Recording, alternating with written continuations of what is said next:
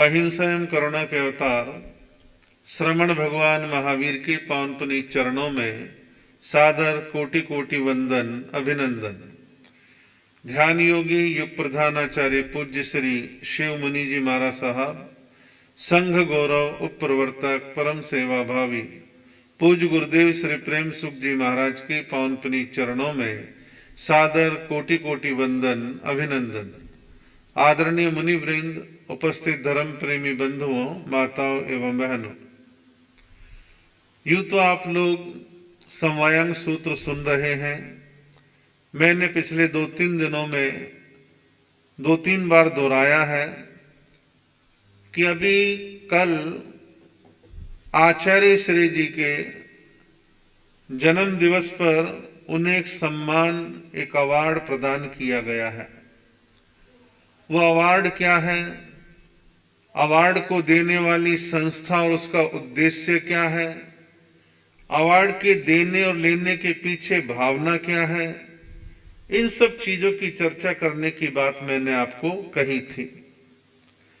श्रद्धेय आचार्य श्री शिव मुनि जी महाराज के 79वें जन्म दिवस के अवसर पर एक संस्था है दक्षिण भारत में, जिसका नाम है all India council of human rights, liberties and social justice.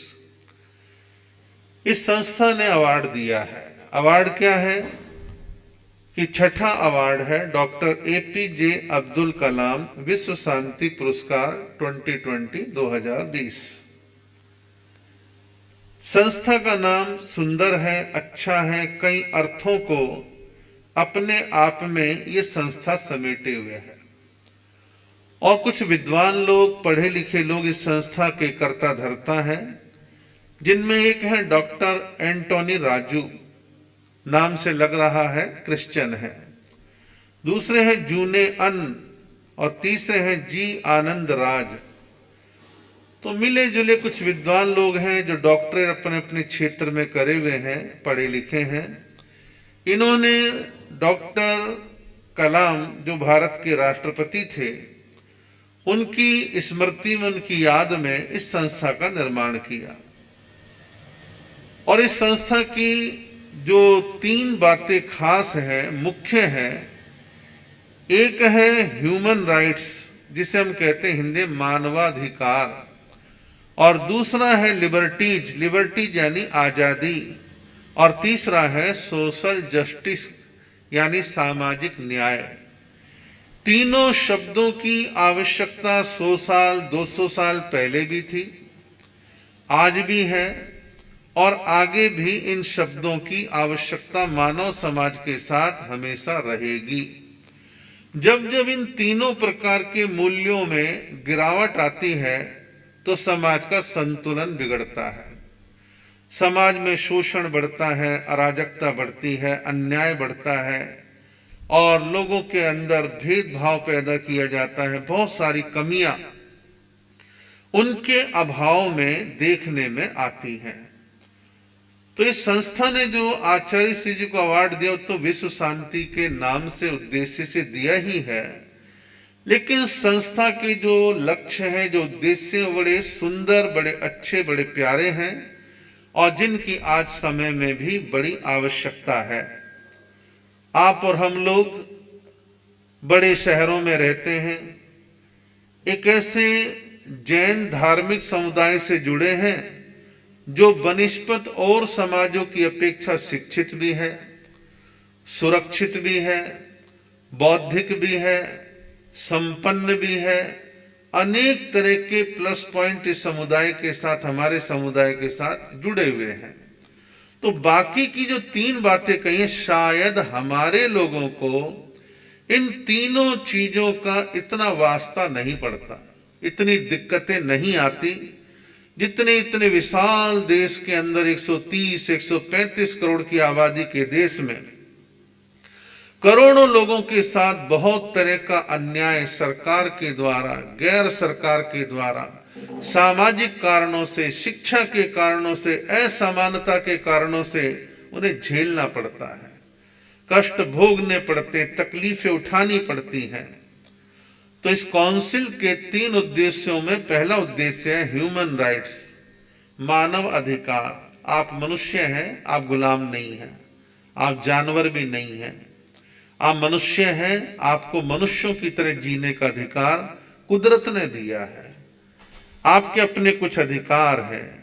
मानव अधिकारों में पहला अधिकार है समानता, कि व्यक्ति के साथ समानता का व्यवहार हो।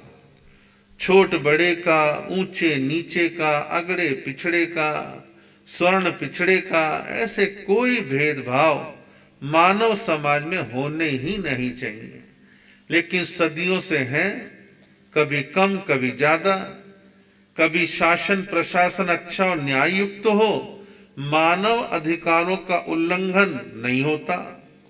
और कई बार मानव अधिकारों का उल्लंघन क्या चीरहरण हो जाता है और लोग बड़ी भारी पीड़ाएं भोगते हैं, नार के जैसा जीवन जीते हैं, बड़ी समस्याओं का सामना करते हैं। आज भी हमारे भारतीय समाज के अंदर कुछ जाति विशेष के लोगों को, कुछ जाति विशेष के लोग आज भी गांवों में, कस्बों में दादागिरी दिखाते हैं। तुम तो फला जाति के हो, तुम्हारे घर में शादी है तो तुम्हारा दूल्हा घोड़ी पे बैठ के नहीं निकल सकता। तुम्हारी इतनी हिम्मत कैसे होगी कि हमारे मोहल्ले से घोड़ी पर बैठ के बारात ले जाओगे? तुम्हें अधिकार नहीं है, अधिकार तो हम ऊंची जाति वालों को है। तो यह मानव अधिकार का हनन हो रहा है। कोई ये कहे कि तुम फला जाति के हो, तुम्हारे को शिक्षा का अधिकार नहीं है, बस हमारी वाली जाति वालों को ही शिक्षा का अधिकार है। तुम क्यों पढ़ोगे? तुम्हें पढ़ने की कोई जरूरत नहीं है। तुम तो हमारे गुलाम रहो, हमारी सेवा करो, हमारे पाखाने साफ करो, ऐसा करो वैसा करो। यदि कोई ऐसा जोर जबरदस्ती करता है और किसी के अधिकारों को कुचलता है तो ये मानव अधिकारों का हनन है। भारत का संविधान इसकी आज्ञा नहीं देता। भारत का संविधान समानता की बात करता है, मानव अधिकारों के पक्ष की बात करता है। और इस देश में ऐसे ऐसे लोग हैं जो बेचारे एजुकेशन में कमजोर हैं, पढ़े लिखे नहीं हैं, उनके अपने अधिकारों का पता नहीं, कानून की धाराओं का पता नहीं। और पुलिस भी ऐसे लोगों के साथ दुर्भावनापूर्ण व्यवहार करती है, उनका दमन करने का प्रयास करती है। पैसे वाले हों, पढ़े लिखे हों, उनके ऊपर हाथ डालने की पुलिस हिम्मत नहीं करती। हाँ, गरीब हैं, अनपढ़ हैं, पिछड़े हैं, दलित हैं, उन्हें पीटती है। यहां तक कि कई बार पुलिस थाने में जान से मार दिया जाता है। क्या मानव अधिकार का हनन नहीं है? इस प्रकार के अन्यायपूर्ण अत्याचार नहीं होने चाहिए। भगवान महावीर मानव अधिकारों को मानने वाले थे। भगवान महावीर ने अपने जमाने में अपने उपदेशों से, अपनी शिक्षाओं से रंच मात्र भी, मैंने ऐसा जो पढ़ा है शास्त्रों में, मैंने समझा है, रंच मात्र भी भगवान महावीर ने मानव मानव के बीच कोई भेद नहीं किया। सभी जाति, सभी धर्म, सभी वर्ग के लोगों को अपने धर्म संघ में दीक्षा का रास्ता खोला, मुक्ति का रास्ता बतलाया कि हर आत्मा मोक्ष की प्राप्ति कर सकती है। आत्मा में कोई भेद नहीं है कि अमीर की आत्मा, गरीब की आत्मा, अगड़े की आत्मा, पिछड़े की आत्मा नहीं। भगवान महावीर ने कहा, एगे आया, आत्मा एक है, सबके साथ समानता का व्यवहार करो।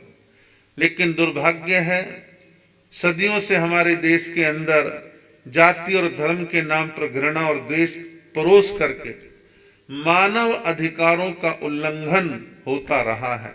अफसोस तो तब होता है कि आज के इस पढ़े लिखे युग में भी लोग इतने अवेयर हो गए, उसके बावजूद भी घृणा और द्वेष के वातावरण को पुनर्जीवित करने के कई प्रयास आज राजनीतिक और सामाजिक समुदाय ऐसा प्रयास करते हैं कि नहीं, हमारे अधिकार ऊंचे रहने चाहिए, इन्हें कुचल दो, दबा के रखो, गुलाम बना के रखो, ये हमारे सिर पे बैठ जाएंगे, ऐसा हो जाएगा, वैसा हो जाएगा।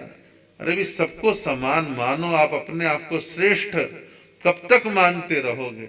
आज अफसोस होता है कि शमशान घाट भी जातियों के नाम पर बंटने लग गए। मरने के बाद क्या बचता है? राख की ढेरी बचती है।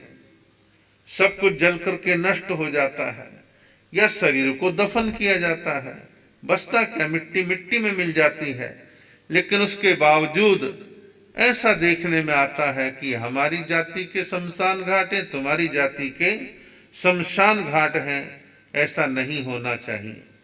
और बहुत तरह के तर्क वितर्क इनके बारे में दिए जाते हैं। वोटों की फसल काटने के लिए कई तरह की बातें की जाती हैं, लेकिन सही मायनों में देश और समाज के विकास के प्रयत्न कम होते हैं। तो इस संस्था का पहला उद्देश्य है ह्यूमन राइट्स, मानव अधिकार। और मैं तो आपसे कहूंगा, आपको कभी कहीं लगता है कि किसी के मानव अधिकार का हनन हो रहा है तो आपको आवाज उठानी चाहिए, उसकी सहायता करनी चाहिए, उसका सहयोग करना चाहिए। तो मानव अधिकारों का हनन नहीं होना चाहिए। बच्चों से बाल मजदूरी करवाई जाती है तो सरकार इसको भी अधिकारों का हनन मानती है। किस उम्र में बच्चे को पढ़ना चाहिए और तुम इससे मजदूरी करवा रहे हो। अब गवर्नमेंट भी इस बात को समझे कि मजदूरी कर क्यों रहा है, क्योंकि घर में या तो बाप दारू पीता है, नशेड़ी है, काम नहीं करता है, और इधर जो है घर में खाने के लाले पड़ रहे हैं, तो मजदूरी नहीं करेगा तो क्या करेगा। इसलिए मानव अधिकारों का क्षेत्र बड़ा व्यापक है। आज भारत सरकार के आदेशानुसार हर राज्य में मानव अधिकार आयोग बने हुए हैं, और मानव अधिकार आयोग कहीं सक्रिय है, कहीं कम सक्रिय है, लेकिन उनको सक्रिय रहना चाहिए। इस संस्था का दूसरा सुंदर उद्देश्य है लिबर्टीज। लिबर्टीज का अर्थ है आजादी, स्वतंत्रता, कि आपको कोई जबरदस्ती बंधन में नहीं डाल सकता, आपके साथ जोर जबरदस्ती नहीं की जा सकती, ये आपकी स्वतंत्रता है। आपके क्षेत्र में 10 उम्मीदवार खड़े हैं और सबकी विचारधारा को आप सुन लो, सबके चुनावी एजेंडे को समझ लो, जहां आपका मन करे, जहां आपकी इच्छा हो, आप उसको वोट दो। ये कोई जबरदस्ती नहीं कि फला को वोट देना ही पड़ेगा। लेकिन कई बार बड़े घृणापूर्ण तरीके से राजनीतिक क्षेत्र में भी वोटों के लिए जोर जबरदस्ती, लालच देना, गलत हथकंडों से प्रभावित करना, प्रेशर डालना, ऐसे हथकंडे भी अपनाए जाते हैं जो गलत हैं। और मतदाता को भी समझना चाहिए कि मैं इस चक्कर में ना पड़ूं। वो अपनी अंतर आत्मा की आवाज पर जहां उसको अच्छा लगता है वो उसको वोट देने की आजादी है, अधिकार है। आप कहां रहना चाहते हैं देश में? देश के किसी भी कोने में आप जाके रह सकते हैं, पढ़ सकते हैं, व्यापार कर सकते हैं। देश ने आपको आजादी दी है, ये आपकी लिबर्टीज है। अब कोई व्यक्ति पश्चिम बंगाल कलकत्ता से महाराष्ट्र आ सकता है, महाराष्ट्र वाला कोलकाता जा सकता है, आसाम वाला तमिलनाडु जा सकता है, तमिलनाडु वाला आसाम जा सकता है, जम्मू कश्मीर वाला देश में कहीं भी जा सकता है। 370 हटने के बाद बाकी देश के हिस्से का व्यक्ति जम्मू कश्मीर में जा सकता है। तो पूरे देश में आवागमन की पूरी छूट है, आजादी है। ये है व्यक्ति की लिबर्टी, ये उसकी आजादी। तो ये आजादी व्यक्ति के पास होनी चाहिए। आपकी आजादी है, आप हिंदी पढ़ो, संस्कृत पढ़ो, इंग्लिश पढ़ो, साइंस का विषय लो, कला का लो, खेल का लो, फिल्मों में जाना चाहे फिल्मों में जाओ, खेल में जाता खेल में जाओ, आप देश की रक्षा के लिए मिलिट्री में जाओ, मिलिट्री में जाओ, नेता बनना नेता बनो, आपकी आजादी है। तो ये आजादी बनी रहनी चाहिए। चोर दरवाजे से आजादी का हरण नहीं होना चाहिए। और कुछ शासक और उनके छुपे हुए एजेंडे ऐसे होते हैं जो धीरे धीरे देश समाज की आजादी को हरण करना चाहते हैं, धीरे धीरे आपके अधिकारों का हनन करना चाहते हैं, आपकी आजादी को सीमित करना चाहते हैं। ये आजादी, ये सीमाकरण नहीं होना चाहिए। और ये दबे पांव आता है, बड़ी चालाकी से आता है, बड़ी होशियारी के साथ आता है, और बाकायदा सालों साल पहले का उनका जो चिंतन, जो मानस होता है, उसको इम्प्लीमेंट करने के लिए वो लोग रात दिन लगे रहते हैं, संघर्षशील रहते हैं कि लोगों को शिकंजे में कस दो और हम ऐसा ऐसा अपने देश में करेंगे। चाइना ने क्या किया है, ऐसे ही तो कर रखा है कि वहां पर लोकतांत्रिक अधिकार केवल मात्र नाम मात्र के हैं। अधिकांश नागरिकों के ऊपर अंकुश वहां की सरकार का है। लोग अंदर खाते तिलमिलाहट व्यक्त करते हैं, लेकिन पता है कि बोलते के साथ ही यहां पर जुल्म होगा, मारे जाएंगे और इस तरह से अन्याय हमारे साथ होगा, और अक्सर ऐसा होता है। तो जो कहा है दूसरा उद्देश्य लिबर्टीज यानी कि आजादी, स्वतंत्रता, ये पूरी दुनिया में मानव मात्र ही नहीं, प्राणी मात्र को आजादी पसंद है। क्या जानवरों को बंधन पसंद है? क्या जानवरों को आप अपने इशारे से नचाएं वो अच्छी बात है? नहीं, उनकी भी अपनी एक स्वतंत्रता है और उनको भी आजाद छोड़ा जाता है और छोड़ना ही चाहिए। तो संस्था का दूसरा उद्देश्य लिबर्टीज, स्वतंत्रता के लिए काम करना, आजादी के लिए काम करना। और संस्था का तीसरा उद्देश्य है सोशल जस्टिस, सामाजिक न्याय। सामाजिक न्याय का मतलब आप मानव समाज में रहते हैं, या समाज का मतलब जैन समाज, बौद्ध समाज, क्रिश्चियन समाज, सिख समाज, हिंदू समाज से नहीं है। या समाज का मतलब मानव समाज। मानव समाज में न्याय व्यवस्था बनी रहे। ऐसा नहीं हो कि ताकतवर को न्याय मिल जाए, कमजोर को न्याय ना मिले, और अक्सर होता है ऐसा कई बार ऐसे। खासतौर पर लोअर कोर्ट और हाई कोर्ट तक तो ड्रामे ज्यादा होते हैं। सुप्रीम कोर्ट जाके फिर भी कुछ हालात ठीक से लगते हैं। हालांकि सुप्रीम कोर्ट में भी गड़बड़ तो होती है, लेकिन बहुत थोड़े लेवल पर अपने अलग प्रकार के तरीके से होती है। और मैं भी आवाज उठा रहा हूं, और प्रशांत भूषण ने उठाई तो उनके लिए बड़ा कुछ हंगामा मचा देश में, लेकिन होता है, प्रभाव तो पड़ता उन लोगों के ऊपर भी। तो कहने का मतलब यह है कि सामाजिक न्याय, सोशल जस्टिस, ये होना ही चाहिए। किसी देश में न्याय नहीं है तो आपकी आजादी का मतलब क्या रह गया? आप कैसे स्वतंत्र हैं? आपको न्याय नहीं मिलता। तो न्याय मिलना चाहिए, लेकिन ध्यान रखना, जिस देश में, जिस समाज में मानव अधिकारों को लंबे समय तक कुचला जाता है, आजादी को दबाया जाता है और सामाजिक न्याय नहीं मिलता, वहां क्रांति अंदर अंदर अंदर चलती रहती है और मौका लगते फटके बाहर आती है। तो फटके बाहर आए, इससे अच्छा पहले क्यों ना आप ये अधिकार दे करके रखो। मैंने देखा है जिन परिवारों में, जिन समाजों में, जिन देशों में लोगों को ज्यादा ज्यादा ज्यादा दबाया जाता है, तो वो और रस्तों से फटके बाहर निकलता है, रिएक्शन होता है, प्रतिक्रिया होती है। तो ऐसा ना हो।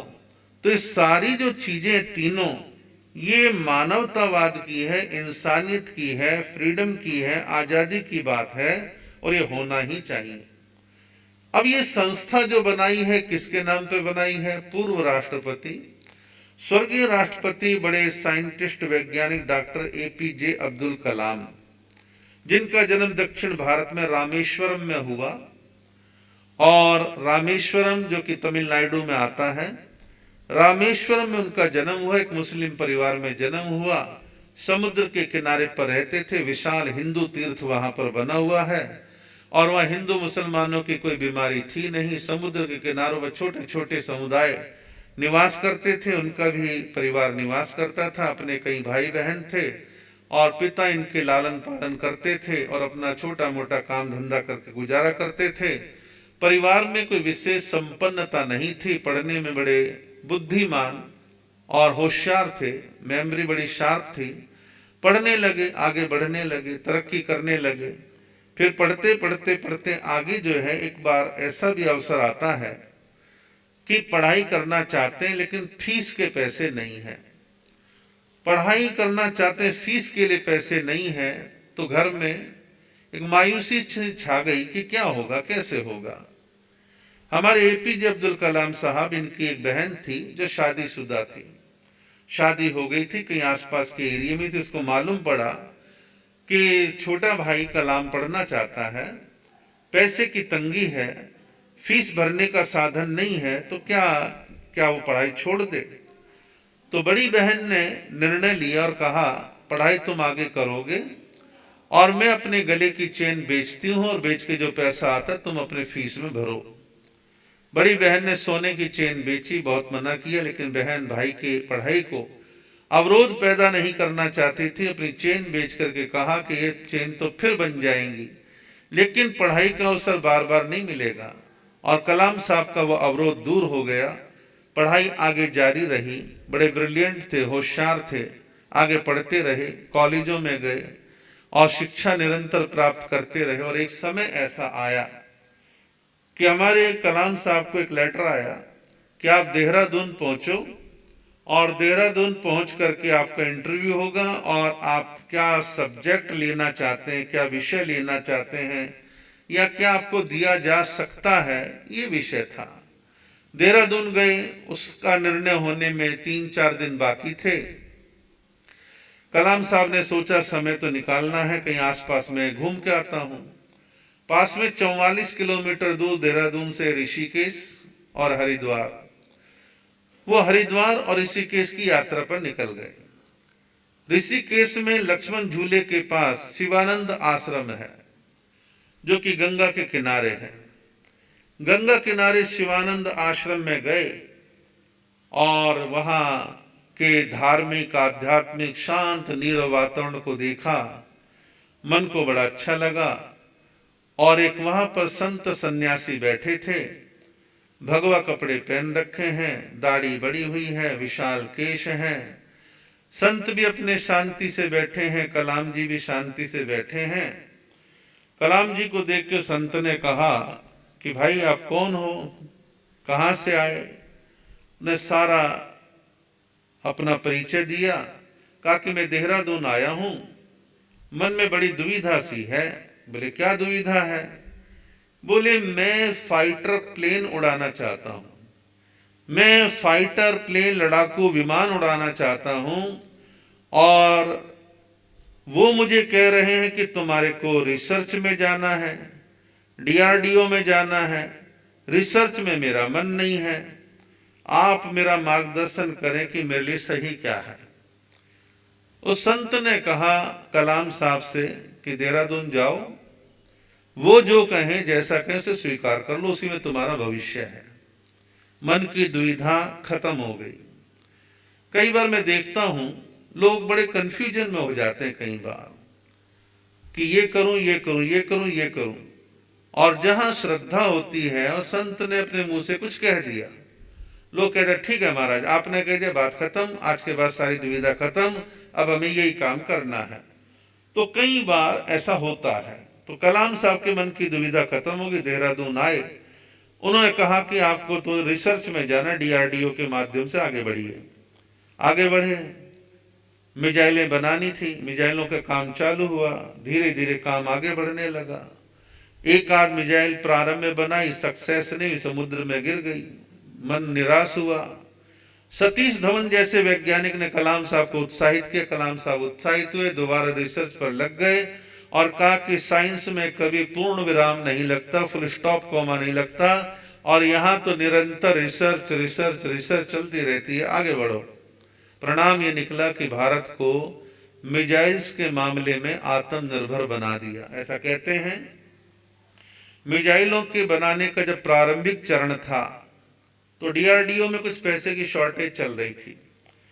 देश की प्रधानमंत्री इंदिरा गांधी को मालूम पड़ा, उन्होंने कलाम साहब को अपनी कोठी पे बुलाया।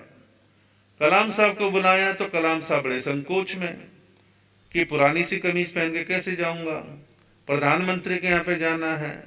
किसी दोस्त ने शर्ट का इंतजाम कर दिया, वो शर्ट पहन के इंदिरा जी के पास गए। इंदिरा जी ने कहा कि मैं चाहती हूं कि भारत मिसाइल के मामले में स्वावलंबी बने, तो इसके लिए बताओ फंड्स की क्या प्रॉब्लम है। उन्होंने बता दिया। बोले कि फंड का इंतजाम हो जाएगा, आप रिसर्च जारी रखो। परिणाम यह कि आगे चलकर के ये सारे काम अच्छे से होते रहे और मिसाइल मैन जो इनको कहा जाता है, इसीलिए कहा जाता है मिसाइल्स के मामले में आज पूरा देश आत्मनिर्भर है। बड़े दूर दूर तक मिसाइलें पहुंचने की क्षमता हमारे देश के पास कलाम साहब और अन्य वैज्ञानिक टीम के कारण हमारे देश को प्राप्त हुई है। एक बार हमारे प्रसिद्ध जैनाचार्य आचार्य महाप्रज्ञ जी सूरत में विराजमान थे। कलाम साहब को वहां उनके जन्मदिन पर बुलाया गया और कलाम साहब वहां पर गए। भारत के राष्ट्रपति थे। कलाम साहब के लिए एक स्पेशल कुर्सी अलग से सुंदर सी बढ़िया सी लगवा रखी थी और राउंड टेबल के चारों तरफ काफी धर्मगुरु बैठे थे और बाकी की कुर्सियां सामान्य थी और कलाम साहब के बाजू में बराबर में आचार्य महाप्रज्ञ जी को बैठना था। कलाम साहब ने पलक झपकते देखा कि मेरी कुर्सी स्पेशल बाकी की सामान्य, ऐसी क्या बात है।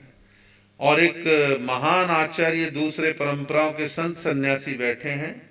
पल भर में उन्होंने तुरंत फैसला लिया कि स्पेशल कुर्सी पे नहीं बैठूंगा, सामान्य कुर्सी जो औरों की जैसी ऐसी कुर्सी लगा दो, इसी पे मैं बैठूंगा। ये उनकी सज्जनता थी, भलमानस्ती। और उन्होंने अपने जीवन के अंदर कला को अपनाया, धर्म अध्यात्म को अपनाया, विभिन्न सुंदर ग्रंथों को उन्होंने अपने जीवन में स्थान दिया।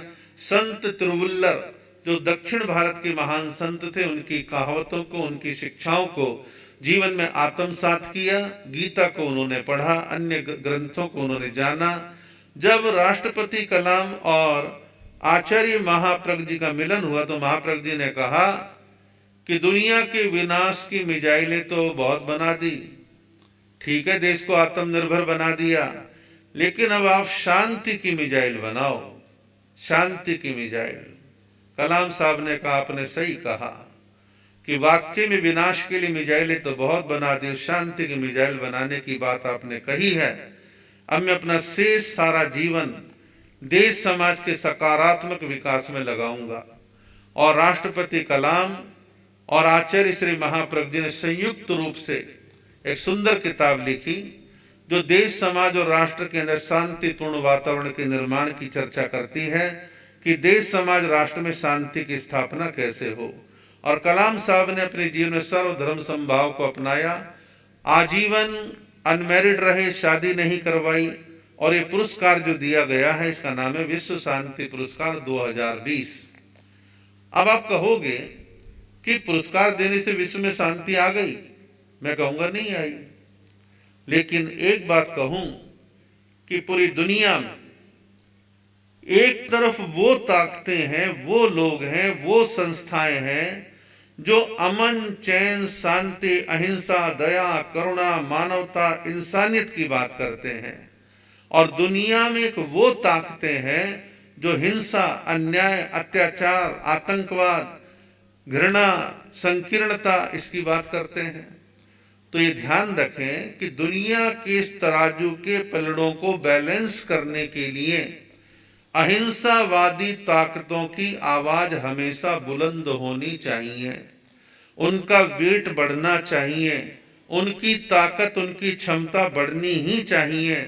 तो इस प्रकार ऐसे पुरस्कार पूरी दुनिया में, चाहे नोबेल पुरस्कार के रूप में हो, चाहे ऑस्कर पुरस्कार के रूप में हो, चाहे दूसरे पुरस्कार हो, जो दुनिया में अमन, चैन, शांति, भाईचारे और मानवता के मूल्यों की बढ़ोतरी के काम करते हैं, लेखन के द्वारा, फिल्मों के द्वारा, उपदेशों के द्वारा, प्रयत्नों के द्वारा जो काम करते हैं, ऐसी शक्तियों को आगे लाना चाहिए, उन्हें सम्मानित करना चाहिए और अच्छे काम करने चाहिए। अब कोई आतंकवाद मचाए, 100-200 लोगों को मार दे, फिर उसको सम्मानित करें जो बड़ा भारी वीर योद्धा आ गया, ये सब गलत है। अच्छे काम दुनिया में बढ़ने चाहिए, अन्याय, अत्याचार, कट्टरता, घृणा, ये सब नहीं होना चाहिए। हमारे देश में भी दोनों प्रकार की ताकतें मौजूद हैं। सकारात्मक, नकारात्मक बातें करने वाले दोनों तरह के लोग हैं। जब से सोशल मीडिया का प्रचलन बढ़ा है, घृणा का विस्तार लार्ज स्केल पर हुआ है और आज राजनीतिक उद्देश्यों की प्राप्ति के लिए राजनीतिक दल भी और अनेक तरह के धार्मिक, सामाजिक संगठन कोई प्रेम, प्यार बढ़ाने का काम कर रहा है, कोई घृणा को बढ़ाने का काम कर रहा है। मैं जैन समाज से जुड़ा हुआ एक जैन साधु हूं। मेरा कर्तव्य है कि मैं दुनिया की बात तो करूं, लेकिन अपने घर की बात को भी जानूं और समझूं, उसको भी वॉच करूं। पिछले 6 सालों में मैंने देखा है कि हमारे समाज के कुछ साधु साध्वी, बहुमत नहीं कहूंगा, कुछ साधु साध्वी और ऐसे ही हमारे गृहस्थी लोग घृणा और द्वेष और जाति और धर्म के नाम पर घृणा फैलाने के कार्यों में बड़े भारी लिप्त देखे जा रहे हैं। और मैं निरंतर इन लोगों को देखता हूं, समय समय पर कुछ कमेंट्स करके रोकने की कोशिश कर, लेकिन कौन किसके कहने से रुकता है, लेकिन लगे हुए हैं, जो अच्छा नहीं है। भाई आप अच्छी बातों को फैलाएं, शांति की बात फैलाएं, तर्क आपके पास बहुत हो सकते हैं, मैं मना नहीं करता, लेकिन ये कोई सही समाधान नहीं है। हम अपने ही देश का नुकसान करते हैं, ऐसा हमें नहीं करना चाहिए। हम अपने अपने मन में एक संकल्प कर सकते हैं कि मेरे पास व्हाट्सएप पर, फेसबुक पर दुनिया भर की बकवास आए, लेकिन मैं अपने बुद्धि, दिमाग, चिंतन, विवेक के द्वारा फिल्टर करके देखूंगा क्या सामग्री आगे भेजनी, क्या नहीं भेजनी। आप अपनी ओर से घृणा, द्वेष, हिंसा और अनेक तरह के गलत कार्यों को प्रोत्साहित करने वाले मैसेज यदि आते हैं, आप उन्हें रोकिए, आगे प्रसारित मत कीजिए। प्रेम बढ़े ऐसे काम कीजिए, स्नेह बढ़े ऐसे काम कीजिए। अब एक प्रश्न है कि ये अवार्ड आचार्य श्री शिव मुनि जी महाराज को दिया गया। कुछ लोगों के मन में जिज्ञासा है, प्रश्न है कि क्या आचार्य श्री जी को ऐसे अवार्ड की आवश्यकता थी? मैं कहता हूं, थी या नहीं थी, आप इस झंझट में क्यों पड़ते हैं। मैंने जो आचार्य श्री जी को देखा है, आचार्य श्री जी इस प्रकार के अवार्ड वगैरह के विशेष कोई आकांक्षी नहीं है। लेकिन ये जो अवार्ड, इसका उद्देश्य है, ये आचार्य श्री जी और ऐसे आचार्यों, साधुओं जिनका जीवन का उद्देश्य अहिंसा है, दया है, करुणा है, ध्यान है, योग है, अहिंसा है, शांति है, प्रेम है, अध्यात्म है, आत्मा है, वो इस अवार्ड के योग्य नहीं तो कौन अवार्ड के योग्य है? क्या ट्रंप है? हमारे ट्रंप साहब तो बड़े हिंसा की बातें करते हैं और मैंने पीछे सुना, क्या वो तो अफवाह होगी कि ट्रंप साहब को जो है विश्व शांति के लिए प्रयास करने के लिए कोई नोबेल पुरस्कार वगैरह दिया जाएगा। अब ऐसे व्यक्ति को देंगे तो इस अवार्ड की खिल्ली उड़ेगी, ऐसे अवार्ड मजाक बन जाएंगे। आवश्यकता कि सही काम करने वालों को मिले। आचार्य श्री जी का जीवन ऐसे महान गुणों का पुंज है, और ये आचार्य श्री जी का सम्मान नहीं है, ये अहिंसक समाज का सम्मान है। ये दया और करुणा के काम करने वाले टोटल समाज का सम्मान है, हर साधु साध्वी का सम्मान है। क्यों? ऐसे मूल्यों को जीने वाले जितने जितने लोग हैं, तो संपूर्ण समाज जो है इसमें सम्मानित महसूस करती है।